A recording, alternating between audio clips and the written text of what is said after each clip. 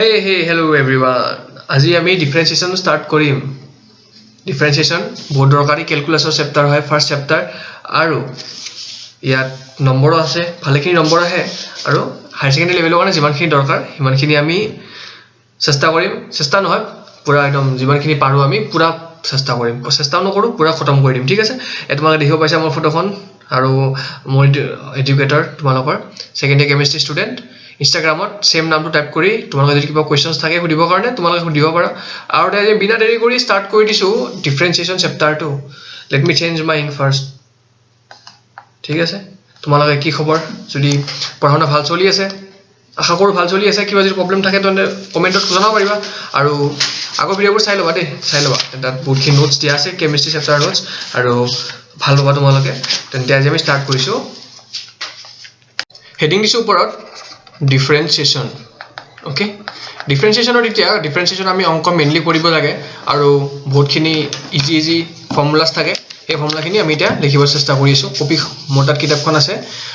প্ৰথম ফৰ্মুলাটো কি হয় যে এটা যদি আমি কনষ্টেণ্ট লওঁ কে চি বি এ, যিকোনো এটা কনষ্টেণ্ট যদি লওঁ আৰু তাক যদি আমি ডিফাৰেন্সিয়েট কৰোঁ, ডিফাৰেন্সিয়েট মানে কি ডি ডি এক্স কৰোঁ, ডি ডি এক্স কৰিলে ওলাব এনচাৰ 0, কাৰণ কনষ্টেণ্টটো সদায় কনষ্টেণ্ট থাকে, কনষ্টেণ্টটো কেতিয়াও চেঞ্জ নহয়। অ'কে, সেইকাৰণে ইয়াৰ differentiation with respect to x. Differentiation with respect to x মানে উইথ ৰেছপেক্ট টু এক্স এই কোৱান্টিটিটো কিমান চেঞ্জ হৈছে সেইটোকে ডিফাৰেন্সিয়েচন। কাৰণ কিন্তু এতিয়া কি হ'ল কনষ্টেণ্ট মানে এটা বস্তু ক'তো যোৱা নাই,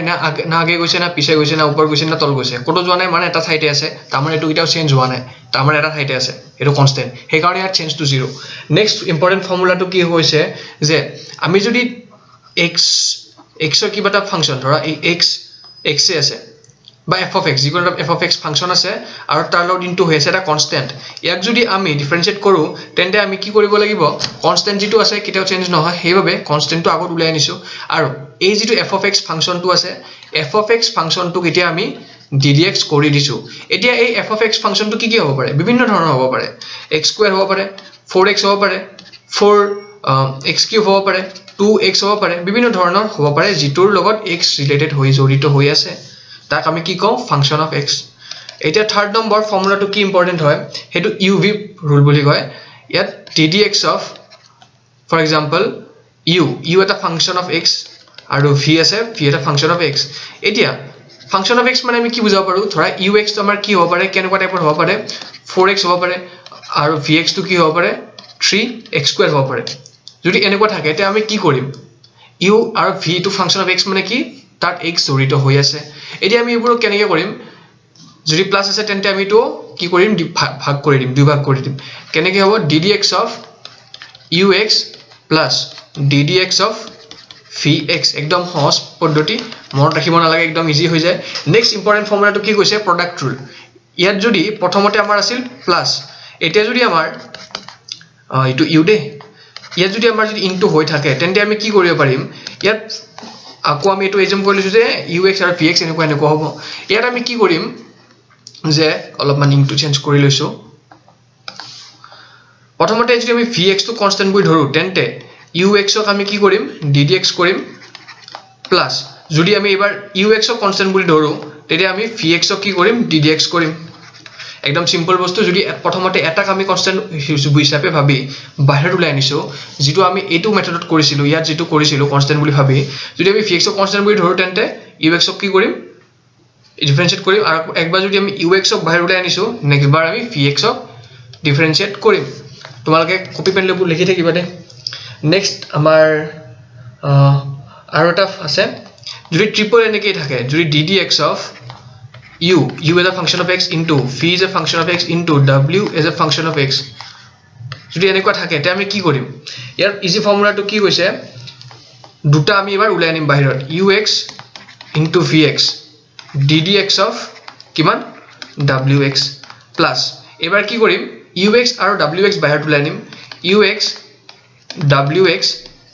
D d x of v x. Okay, এইবাৰ আমি কি কৰিম? ভি এক্স ডাব্লিউ এক্স বাহিৰত ওলাই আনি আমি ডি ডি এক্সক কি কৰিম? ইউ এক্স কৰিম। একদম ইজি। প্ৰথমতে দুটা বাহিৰত ওলাইছোঁ আৰু যি দুটা বাহিৰত ওলোৱা নাছিল ষ্টাৰ্টিঙত বা থাৰ্ড টাইমত সেইবোৰ আমি বাহিৰত ওলাই আনিম। অ'কে, এই 6 নম্বৰত আমাৰ কি কৈছে? যদি আমাৰ এই ডিভাইডৰ যদি থাকে ddx of u is a function of x আৰু v is a function of x u আৰু v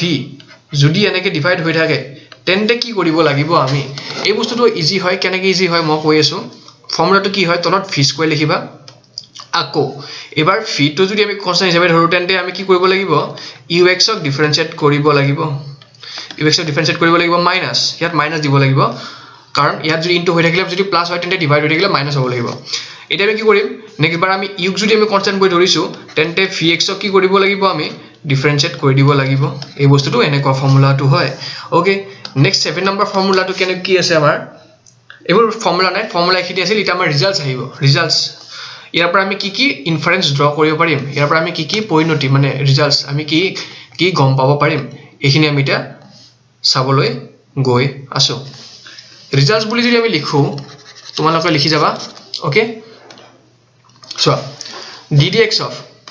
ddx of x to the power n এটা n to কি হ'ব পাৰে n বিভিন্ন হ'ব পাৰে 1 হ'ব পাৰে 2 হ'ব পাৰে 3 হ'ব পাৰে 4 হ'ব পাৰে 0 হ'ব পাৰে কি হ'ব পাৰে বিভিন্ন ধৰণৰ হ'ব পাৰে সবৰে কাৰণে স্ট্যান্ডাৰ্ড লিষ্ট এটা কি আছে ফৰ্মুলাৰ n to বাহিৰত আনিবা x n into x to the power n minus 1 for example যদি মই তোমাক কও ddx of x cube কৰা তোমালোকে কি কৰিব লাগিব এই যেটো 3 আছে 3 টো বাহিৰত আনিলা x টো লিখিলা 3 পৰা 1 মাইনাস কৰি যেটো পাবা হেতু ইয়াৰ পাৱাৰত লিখি দিবা একদম সিম্পল বস্তু হেকো টান কব লাগা নাই নেক্সট বাৰ যদি আমি কও ddx of কি কৰিব লাগে 4/3 x square যদি কৰিব লাগে তোমালোকে কি কথা গম পালা যে এই যেটো 4/3 x square 4/3 x square কি হয় এটা ফাংশন অফ x যত আমাৰ 4/3 to sorry 4/3 function of x নহয় x square is a function of x square to তোমাৰ হ'ব function of x যেটো 4/3 to constant 4/3 to তুমি বাহিৰত আনিব লাগিব আৰু এবাৰ কি হ'ব এই যেটো ফাংশন অফ x square হয় তাক কৰিব লাগিব তুমি ডিফাৰেন্সিয়েট কেনেকৈ ডিফাৰেন্সিয়েট কৰিবা এই যেটো 2 আছে ওপৰত 2 টো বাহিৰত আনিবা x লিখিবা 2 পৰা 1 মাইনাস কৰি পাবা তুমি 1 আৰু ইয়াত তুমি পুট কৰি দিবা কিমান হ'ব 8/3x ওকে একদম ইজি বস্তু আছিল একো টান বুলি ক'ব লগিয়া নাই ইয়াত এতিয়া আমি নেক্সট কি কৰিব লাগে নেক্সট যেটো ৰিজাল্ট আছে নেক্সট ৰিজাল্টটো কি কয় আমাক ddx of 1/x ddx of 1/x হয় এটো -1/x square হ'ব কেনেকৈ হ'ব আমি এটা চাই আছো সো ইয়াত যদি মই তোমালোকক দেখাব খুজো ddx of 1/x x টো যদি ওপৰত নিও আমি কেনেকৈ পাম x to the power -1 এতিয়া এই বস্তুটোৰ লগত যদি এটো বস্তু আমি কম্পেয়াৰ কৰো তেন্তে কি হ'ব যেটো পাৱাৰ আছিল পাৱাৰটো আগত আহিব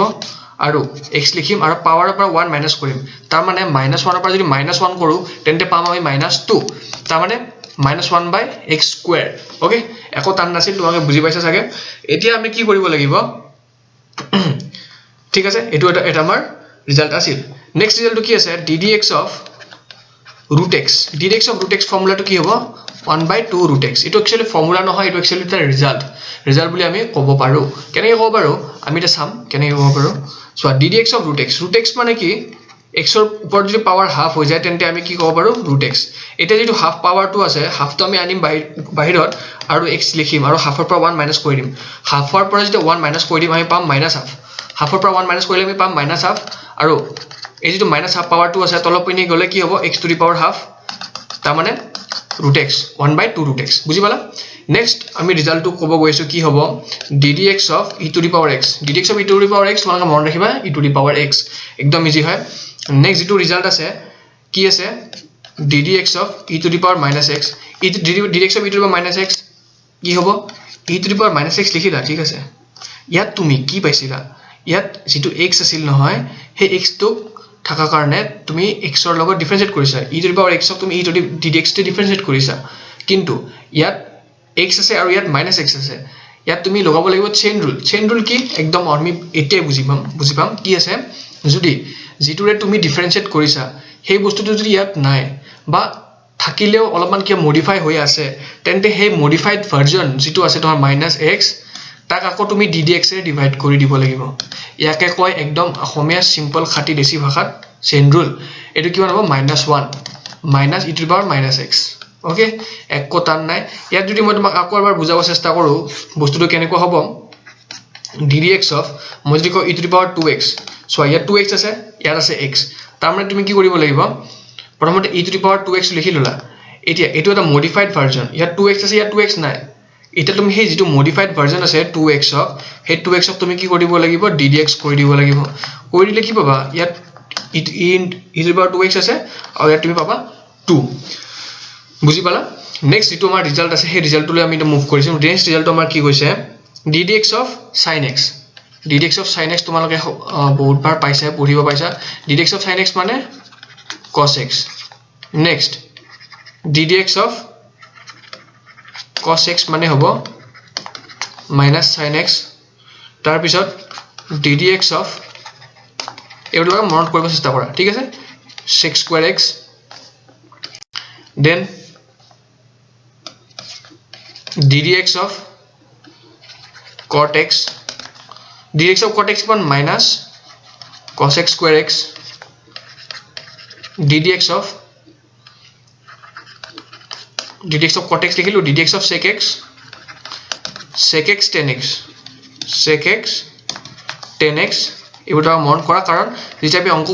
কৰিব চেষ্টা কৰিম তেতিয়া এইখিনি বস্তু যদি আমাৰ মনত থাকে তেন্তে বহুতখিনি আমাৰ কি হৈ যাব সহায় হৈ যাব ঠিক আছে তাৰ পিছত এতিয়া আমি যদি অলপ মডিফাইড ভাৰ্জন বোৰলৈ যদি যাও অলপমান যদি আমি মডিফাই কৰিব চেষ্টা কৰো এইবোৰ ৰিজাল্টস তাত আমি এইটো বস্তু গম পাম যে যদি ddx of sin x যদি cos x হয় ddx of sin x যদি cos x হয় আমি যদি sin x নলৈ sin mx লওঁ ddx of sin যদি আমি mx লওঁ তোমাক কি কৰিবা প্ৰথমতে cos ৰ ফাংচনটো লিখি লবা cos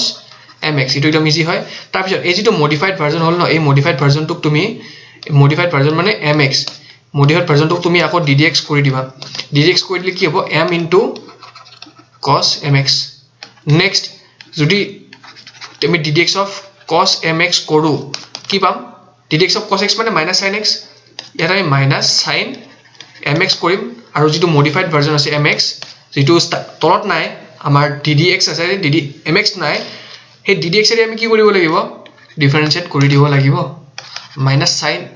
m sin mx একদম ইজি বস্তু আছে নেক্সট আমাৰ এটাকে কৰিব পাৰি যদি ddx of tan mx আছে tan mx থাকিলে কি হ'ব sec square x m sec square x হ'ব ওকে তেনেকৈ বস্তুবোৰ আছে ইজি হয় এতিয়া আমি যদি ইনভাৰ্স ট্ৰিগোনোমেট্ৰি ফৰ্মুলা তোমালোকে যদি পঢ়িছা ইনভাৰ্স ট্ৰিগোনোমেট্ৰিত আমি কি বস্তু গম পাও যে ddx of sin inverse x কিমান হ'ব 1 by root under 1 minus x square ddx of cos inverse x যদি আছে cos inverse x কিমান হ'ব minus 1 by root under 1 minus x square next যদি ddx of tan inverse x যদি আছে তেন্তে কি হ'ব 1 by 1 plus x square আৰু ddx of cot inverse x যদি আছে তেন্তে কি হ'ব minus 1 by 1 plus x square আকৌ যদি ddx of আমাৰ sec inverse x যদি আছে তেন্তে কি হ'ব 1 by x into root under x square minus 1 আৰু নেক্সট বাৰ যদি ddx of cosec inverse x যদি আমাৰ আছে তেন্তে আমি কি লিখিব পাৰিম minus 1 by x into root under x square minus 1 আকৌ আমাৰ লাস্ট তিনটা আমাৰ ৰিজাল্টস আছে লাস্ট তিনটা ৰিজাল্টস কি আছে আমি এটা বস্তু গম পাও ইনভাৰ্স ট্ৰিগোনোমেট্ৰি আমি পঢ়িছো যে sin inverse x plus cos inverse x কিমান হ'ব pi by 2 এটা আমি গম পাও নেক্সট আমি আকৌ এটা কথা গম পাও যে tan inverse x plus cot inverse x আমি আকৌ এটা কথা গম পাও যে pi by 2 হ'ব নেক্সট আকৌ আমি এটা কথা গম পাও যে cot inverse x plus cosec inverse x হ'ব তোমাৰ pi by 2 এটা যিবোৰে pi by 2 গম পাইছো pi by 2 মানে কিমান কনস্ট্যান্ট pi by 2 এটা কনস্ট্যান্ট হয় যেটো নাম্বাৰ কিটাও চেঞ্জ নহয় আজি যিমান আছে কালি ইমান থাকিব তাৰ মানে এই যেতিয়া আমি যদি ddx of এইবোৰ কৰো আমি যদি ddx of এইবোৰ কৰো মানে ddx of sin inverse x plus cos inverse x যদি কৰো তেন্তে কিমান হ'ব 0 হ'ব কাৰণ ইয়াৰ ঠাইত আমি কি পুট কৰি দিব পাৰো pi by 2 পুট কৰি দিব পাৰো আৰু pi by 2 এটা হয় কনস্ট্যান্ট আৰু ddx of pi by 2 0 হৈ যাব ঠিক তেনেদৰে ddx of আমি যদি কৰিব খুজো tan inverse x plus cot inverse x যদি কৰিব খুজো তেন্তে কিমান হ'ব 0 হ'ব ঠিক তেনেদৰে আমি যদি ddx of কৰিব খুজো cosec এটো তোমাৰ sec inverse x হ'ব দেই sec inverse x plus cosec inverse x যদি কৰিব খুজো তেন্তে এটো হ'ব 0 ঠিক আছে এখিনি লগি আছিল আমাৰ ফৰ্মুলা এতিয়া পৰা আমি কৰিম নিউমেৰিকেলস ওকে